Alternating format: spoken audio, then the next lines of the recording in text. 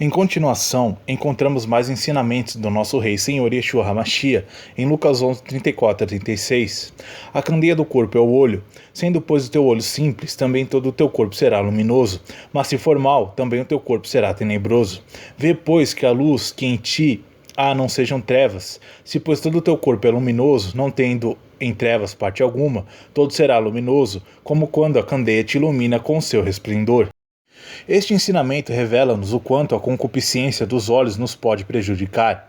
É claro que o olho só vê aquilo que a mente o deixa ver, pois se tivermos um olho simples, como nos diz Yeshua, então desviamos os nossos olhos de ver o mal. Portanto, o mal pode estar na nossa mente, pode levar-nos a pecar contra o Altíssimo através da concupiscência dos olhos. Mas se formos iluminados pela palavra do Eterno, sua Torá e as palavras dos santos profetas, então o nosso corpo será luminoso. Isaías 5, 20 e 21 diz-nos: Ai dos que ao mal chamam bem, e ao bem mal, que fazem das trevas luz, e das luz trevas, e fazem do amargo doce e do doce amargo. Ai dos que são sábios a seus próprios olhos, e prudentes diante de si mesmos. Não queiramos ser como estes. Que sabedoria têm os homens quando se afastam da Torá? Resposta: só a sabedoria carnal e nenhuma outra, como nos ensina Jeremias 8:9. Por isso, o Messias disse: Mas esta multidão que não sabe a lei é maldita. João 7,49. O que desvia os ouvidos de ouvir a lei, até a sua oração será abominável, diz-nos Provérbio 28:9. Ai dos que se desviam do santo conselho do Altíssimo Elohim. Na cultura oriental e também na judaica, existe a crença do olho do mal, The Evil Eye, cuja representação anda associada a cultos satânicos, espíritas e que já era adorada pelos antigos egípcios no seu culto a Horus, o olho que tudo vê. Para os ignorantes, esse olho do mal funciona como um amuleto, que até trazem em pulseiras e ao pescoço. Não sabem o que fazem nem por onde andam. Mas os que buscam caminhar na luz que nos chega do alto e sublime, devem rogar-lhe que ilumine a sua mente para que o mal não tenha morada neles. Salmo 119, 18. Ao contrário dos que têm trevas nos seus corações e olhos, os olhos bons, simples, estão associados ao caráter piedoso e temente a Elohim.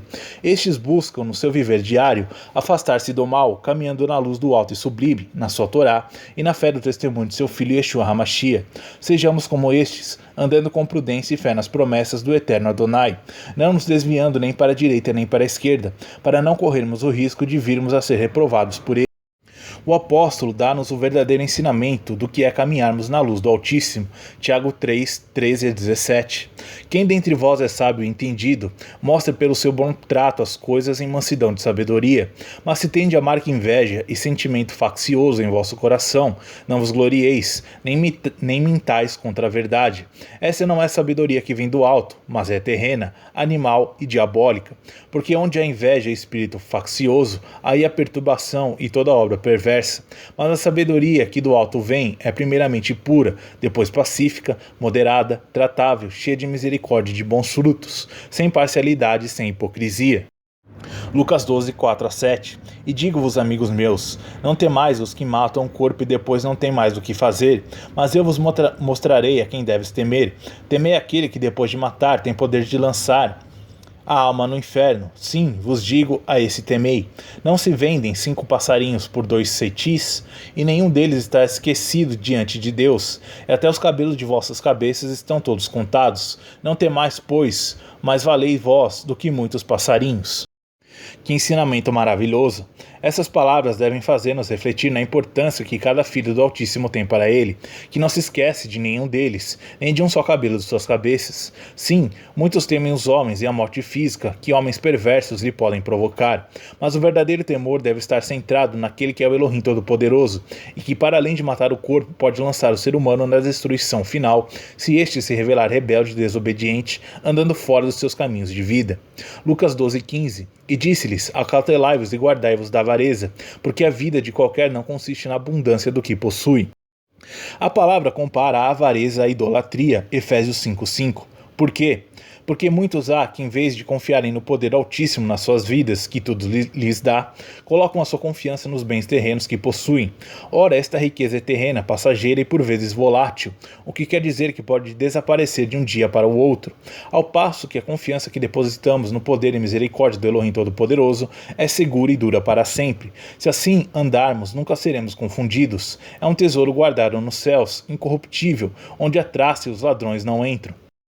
Mas cuidado, pois essas verdades podem ser sufocadas pelas preocupações e afazeres desta vida, os quais podem obscurecer o nosso entendimento, dado que de um momento para o outro as nossas riquezas terrenas podem esfumar-se no ar, ao passo que o depósito de fé e confiança nas promessas do Eterno não se consomem, antes crescem e se consolidam pela fé e a fidelidade. É o que o Messias Yeshua nos ensina em Mateus 6, 19 a 21. Não ajunteis tesouro na terra, onde a traça e a ferrugem tudo consomem, e onde os ladrões minam e roubam. Mas ajuntai tesouros no céu, onde nem a traça nem a ferrugem consomem, e onde os ladrões não minam nem roubam. Porque onde estiver o vosso tesouro, aí estará também o vosso coração. Mas o ser humano é mais facilmente engodado pelas riquezas deste mundo do que pelas espirituais que o Todo-Poderoso tem para dar aos que confiam nele. Lucas 12, 22 a 28. E disse aos seus discípulos: Portanto vos digo, não estejais apreensivos pela vossa vida sobre o que comereis, nem pelo corpo sobre o que vestireis. Mais é a vida do que o sustento e o corpo mais do que as vestes. Considerai os corvos que nem semeiam, nem cegam, nem têm despensa em celeiro, e Deus os alimenta, quanto mais valei vós do que as aves. E qual de vós, sendo solícito, pode acrescentar um côvado à sua estatura? Pois, se nem ainda podeis as coisas mínimas, por que estáis ansiosos pelas outras? Considerai os lírios, como eles crescem, não trabalham nem fiam, e digo-vos que nem ainda Salomão em toda a sua glória se vestiu como um deles. E se Deus assim veste a erva que hoje está no campo e amanhã é lançada no forno, quanto mais a vós, homens de pouca fé. Paremos para refletir nestas verdades eternas. Sim, os ensinamentos de Yeshua continuam a correr como nascente de água abundante, pura e límpida, com a qual podemos saciar a sede que temos na nossa alma. Eles estão à nossa disposição. Lucas 12, 29 a 38. Não pergunteis, pois, que haveis de comer ou que haveis de beber, e não andeis inquietos. Porque as nações do mundo buscam todas essas coisas, mas vosso Pai sabe que precisais delas. Buscai antes o reino de Deus, e todas essas coisas vos serão acrescentadas. Não temais, ó pequeno rebanho, porque a vosso Pai agradou dar-vos o reino. Vendei o que tens, e dai esmolas. Fazei para vós bolsas que não se envelheçam, tesouro nos céus que nunca se acabe, aonde não chega ladrão e a traça não rói. Porque onde estiver o vosso tesouro, ali também estará o vosso coração. Estejam cingidos os vossos lombos e acesas as vossas candeias, e sede vós semelhantes aos homens que esperam seu Senhor, quando houver de voltar das bodas, para que, quando vier e bater, logo possam abrir-lhe. Bem-aventurados aqueles servos, os quais, quando o Senhor vier, achar vigiando. Em verdade vos digo que se cingirá e os fará assentar-se à mesa, e chegando-se os servirá. E se vier na segunda vigília, e se vier na terceira vigília, e os achar assim, bem-aventurados são os tais servos. O Altíssimo é o que supre todas as nossas necessidades. 1 Crônicas 29, 14 e 16. Se o buscarmos de todo o nosso coração, com toda a nossa mente com entrega total, não nos afadiguemos juntando bem terrenos. Estes ficam aqui depois da partida do homem. Afadiguemos-nos sim a fazer crescer os bens espirituais que descem do alto e sublime, pois esses são os nossos capital para a vida eterna. São estes que nos tornam sábios. No entanto, pelas suas palavras, ficamos a saber que só um pequeno rebanho, um remanescente fiel, busca os bens que o Altíssimo tem para dar aos seus filhos, sendo lastimável que a maioria não atende para este tesouro inestimável e eterno. Lembremos o exemplo de Marta e Maria, em que Marta andava muito afadigada com as coisas desta vida, ao passo que sua irmã Maria se foi sentar aos pés de Yeshua escutando.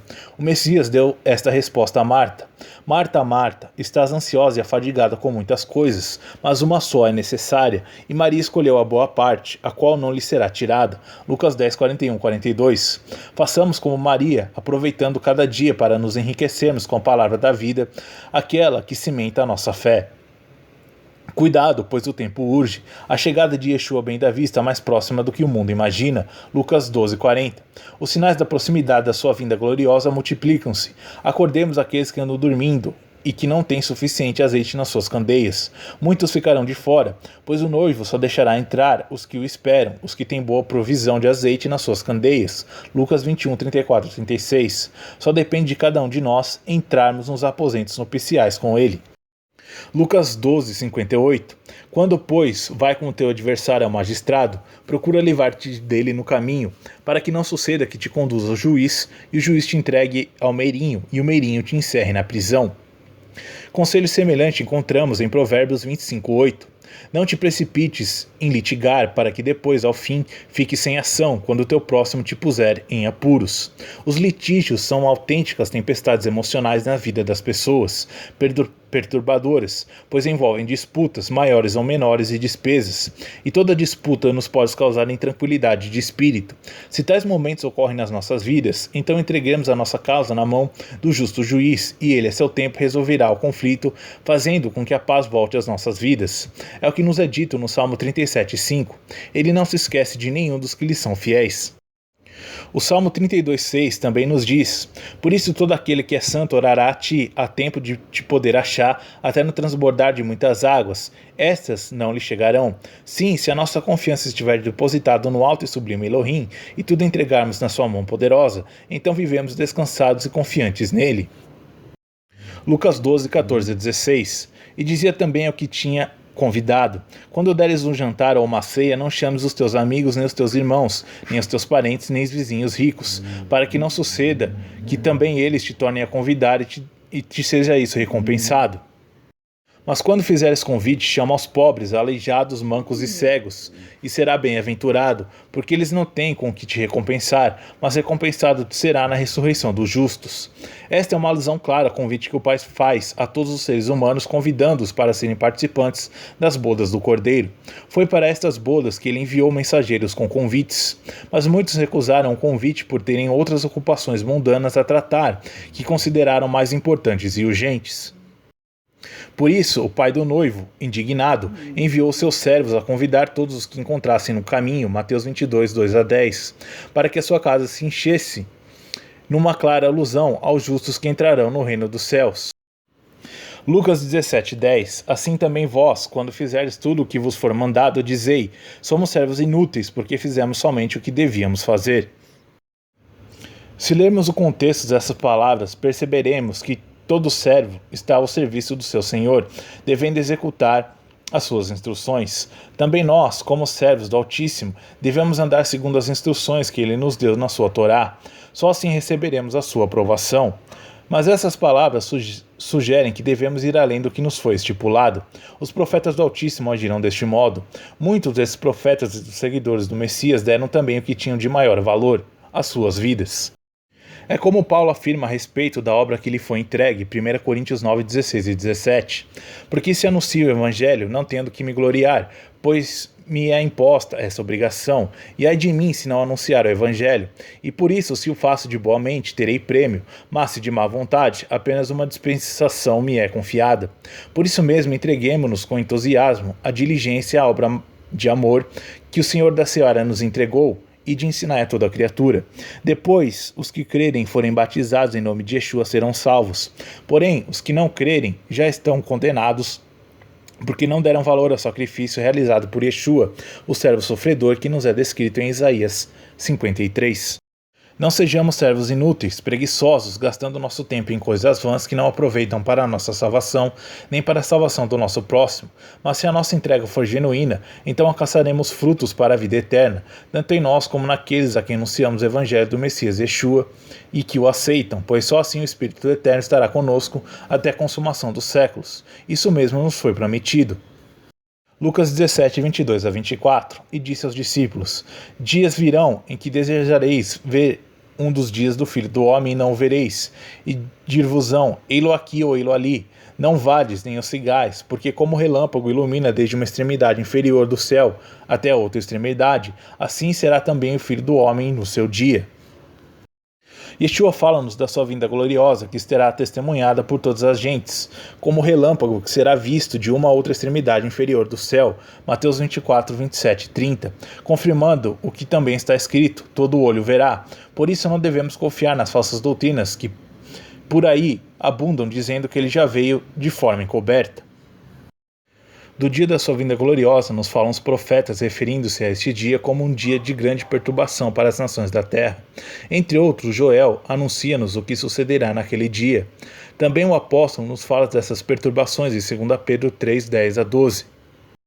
Mas o dia do Senhor virá como ladrão da noite, no qual os céus passarão com grande estrondo, e os elementos ardendo se desfarão, e a terra e as obras que nela há se queimarão. Havendo, pois, de perecer todas essas coisas, que pessoas vos convém ser em santo trato e piedade, aguardando e apressando-vos para a vinda do dia de Deus, em que os céus em fogo se desfarão e os elementos ardendo se fundirão? Sim, aquele Yeshua ben Davi que está a chegar, o Rei Eterno.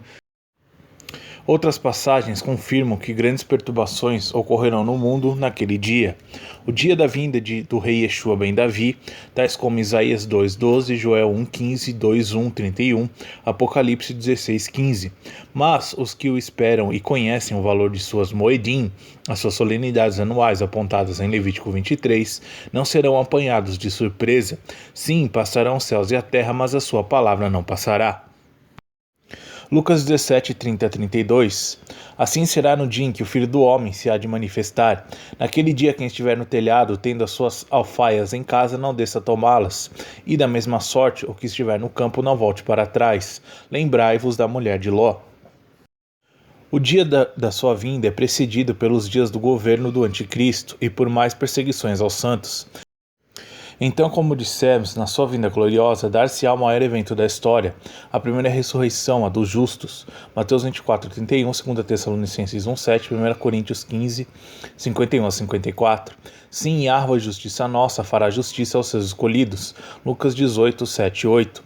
Hoje devemos clamar ao Todo-Poderoso para que Ele nos ouça, pleiteie a nossa causa e nos livre do mal. Sejamos pacientes, aguardando a sua manifestação, aquela que nos trará o prêmio da vida eterna. Esta é a nossa esperança e certeza de fé.